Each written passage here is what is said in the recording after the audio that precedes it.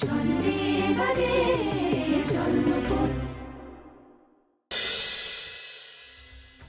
যদি আমার সঙ্গে যেতে, আবার আমারই সঙ্গে মাঝে মাঝে আসতে। তা হয় না গো। তোমার যেমন একটা নিজের জগৎ আছে, তেমনি আমারও একটা নিজের জগৎ আছে। এই বয়সে আমি আর আমার জগৎ বিসর্জন দিতে পারবো না। আমি যেমন তোমাকেও বলবো না তোমার কাজের জগৎ ছেড়ে দিতে,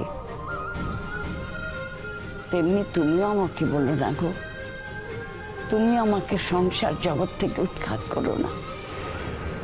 এদের সুখ দুঃখ হাসি কান্না নিয়ে এতদিন ধরে আমি বেঁচে আছি।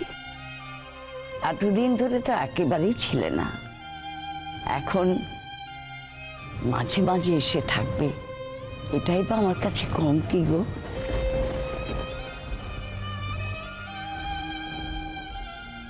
কমলিনী, আমি যে আর এক মুহূর্ত তোমাকে আলাদা রাখতে চাই না, তবে আমি আবার আমার কাজ ছাড়া। আমি জানি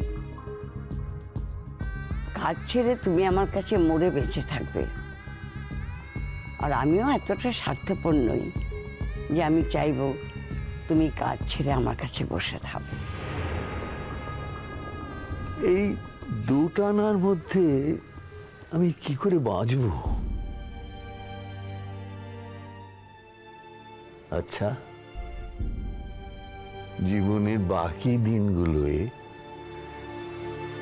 তুমি শুদ্ধ আমার হতে পারো না?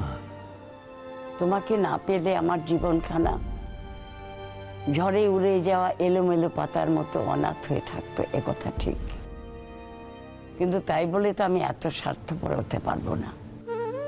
জানি, তোমাকে চিনেছি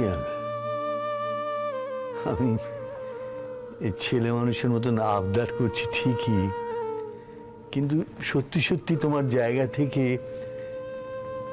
তোমাকে ছিঁড়ে নিয়ে চলে যেতে আমি পারতাম কিনা জানি না।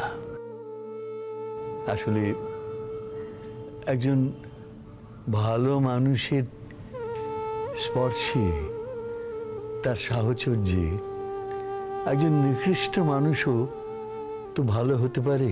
আমাকে তুমি আর কত অপরাধী করবে? কেন এমন করে বলছো বলো, কেন? আমার স্বামী জগৎ বিখ্যাত, তার মাপ আমি বুঝি না, এত মূর্খ আমি নই। আর মানুষ যে তিনি কতখানি সৎ তাও আমি বুঝেছি।